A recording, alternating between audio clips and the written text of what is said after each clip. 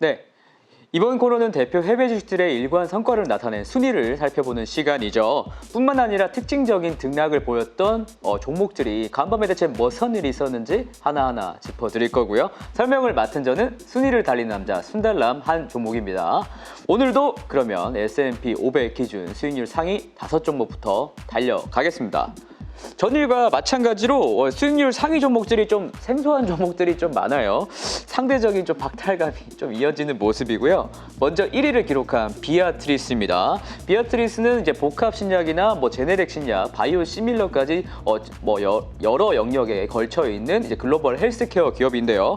특히 이제 비아그라를 만든 곳으로 유명을 합니다. 네, 그 화이자의 그 묘약 비아그라 맞습니다. 애초에 이제 글로벌 화이자의 비특허 사업 부문의 업전과 헬스케어 기업인 마일란 이제 기업이 합병을 해서 탄생한 기업이 이제 비아트리스이기 때문이에요. 전일에는 비아트리스가 실적을 발표를 했는데 전년 동기 대비 매출이 70% 가량 상승을 해서 예상치를 웃돌았고요. 그 다음에 지역별 매출을 조금 뜯어봐도 선진국 시장이라든지 신흥국 시장이라든지 특히 중화권 시장에서 골고루 매출 성장을 보이면서 투자자들을 기쁘게 했습니다. 뿐만 아니라 신약 관련 매출이 전체 동사의 매출 성장을 이끌면서 이것도 투자들의 이목을 끌기에 충분했던 것 같습니다.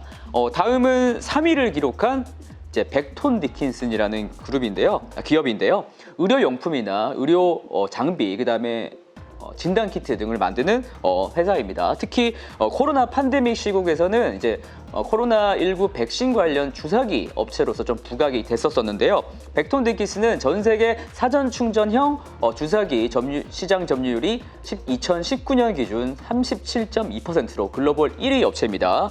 전일에는 이제 미국 FDA가 12세부터 15세 어린이들을 대상으로 한 이제 화이자의 코로나 백신을 투여할 수 있다고 분명한 발표를 했는데요. 원래 백신은 이제 16세 이상부터 맞으니까 당연히 이제 백신 접종 투여 대상 환자가 늘어난 거죠. 이에 따른 백신 보급 확대로 덩달아 벡톤 디킨슨의 주가도 긍정적인 영향을 받았던 하루로 풀이가 됩니다. 네, 다음은 대표적인 하락 종목 5가지입니다. 여기서 눈에 띄는 것은 아무래도 반도체 기업들이지 않을까 싶어요. 이제 랩리서치는 반도체 식각 장비를 만드는 글로벌 리딩 업체고요. 코보는 스마트폰이나 이제 5G 통신 기지국 등에 들어가는 이제 무선 통신용 아날로그 반도체를 만드는 곳이죠. 그다음에 퀄컴은 다들 아시다시피 이제 스마트폰의 두뇌라고 불릴 수 있는 AP와 5G 모뎀 칩을 만드는 회사입니다. 사실 이에 따라서 필라델피아 반도체 지수가 전일 한 마이너스 4.7%를 기록하면서 아주 투자자들을 울상으로 만들었는데요. 사실 이런 종목들이 투자자분들께서 관심이 많은 걸로 알고 있기 때문에 이런 종목들이 상위에 있어야 되는데 조금 개인적으로는 좀 씁쓸합니다. 어쨌든 이제 랩리서치를 포함한 이제 반도체 장비주들은 아무래도 이제 TSMC의 지난 4월 매출이 3월 대비 약 14% 감소했다는 뉴스 때문에 좀 동방급락을 한 것 같아요. 사실 랩리서치 말고도 어플라이드 머티리얼스, KLA 텐코 이런 종목들이 동방급락했습니다. 반도체 쇼티지 사태에 이제 수혜 속으로 해서 모멘텀 대장주로 역할을 했었던 TSMC가 악재를 맞았다는 것이 조금 뼈아프게 다가왔던 날인 것 같습니다. 다음은 이제 코보와 퀄컴에 대한 이야기입니다. 이번에도 밍치거의 발언이 문제였는데요. 참 이 사람은 입만 제대로 한번 이렇게 썰을 풀어주면은 IT 시장이 들었다 놨다 장난이 아닌 것 같습니다. 한편으로는 저 사람의 연봉이 진짜 궁금하긴 합니다. 이건 진심입니다. 네, 밍치거는 애플이 자체적으로 5G 모뎀칩 개발과 출시를 2023년 아이폰 15, 벌써 15네요. 아이폰 15 라인업에 포함을 시킬 계획이라는 발언을 했습니다. 사실 애플은 퀄컴에게 모뎀칩 라이센스 비용과 관련한 특허 전쟁에서 패배하면서 좀 퀄컴의 모뎀칩을 계속 어쩔 수 없이 좀 쓰긴 했는데요. 이렇게 질 애플이 아니죠. 사실 2019년에 절치부심으로 인텔의 모뎀 사업부를 인수를 하면서 자체적으로 모뎀칩 개발을 가속화해 왔습니다. 다만 이 칩의 출시 시점이 원래는 2024년, 빨라야 2024년으로 봤는데 이게 1년 정도 이상 앞당겨졌다는 점이 조금 주목해야 될 점인 것 같아요. 그래서 이게 달달하게 애플로부터 이제 그 모뎀칩 팔아서 수익을 남겼던 퀄컴에게는 꽤나 큰 충격으로 다가왔던 것 같습니다.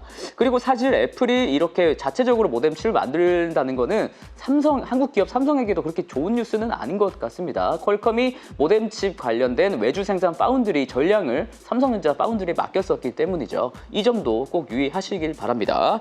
이에 따라서 애플에게 이제 전자파 스위치라든지 이제 RF 필터를 제공하고 있는 코보나 스카이웍스도 좀 동반 하락하는 모습을 보였습니다. 네, 다음은 순달람의 히든 코너죠. 미래에셋 증권 고객님들께서 가장 궁금해하실 만한 종목들로 채워진 순위입니다. 화요일인 오늘은 2030의 젊은 감각의 MZ세대가 선택한 5가지 종목입니다. 종목들을 조금 보다 보니요, MZ세대들은 특히나 성장주에 한마디로 조금 올인한 모양새가 좀 보이는데요. 실적 발표 뒤 급락을 맡았던 애쉬를 아무래도 저가 매수세에 가담을 하신 것 같죠. 최근 지속 하락을 보이고 있는 이 5위를 기록한 팔란티어도 역시 마찬가지 흐름으로 풀이가 됩니다. 아크인베스트의 급락과 함께 캐시우드가 사랑하는 종목들, 그러니까 이제 계속해서 캐시우드가 보유 주식수를 늘려나가는 종목들은 여지없이 지금 큰 하락 변동성을 보이고 있는데요. 예를 들어서 유니티 소프트웨어, 드래프트 킹즈, 스킬즈, 팔란티어 등이 여기에 해당을 합니다.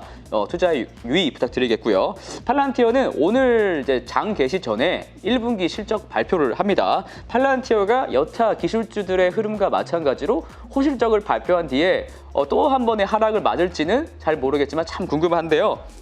참고로 팔란티어는 지난 3개월 동안 시장의 EPS 예상치가 6번이나 상향됐다는 점을 참고 부탁드리겠습니다. 개인적으로는 참 기대되는데요. 네, 이상 대표 해외 주식에 대한 순위 설명 마치겠고요. 내일도 열심히 달리겠습니다. 손달랍이었습니다.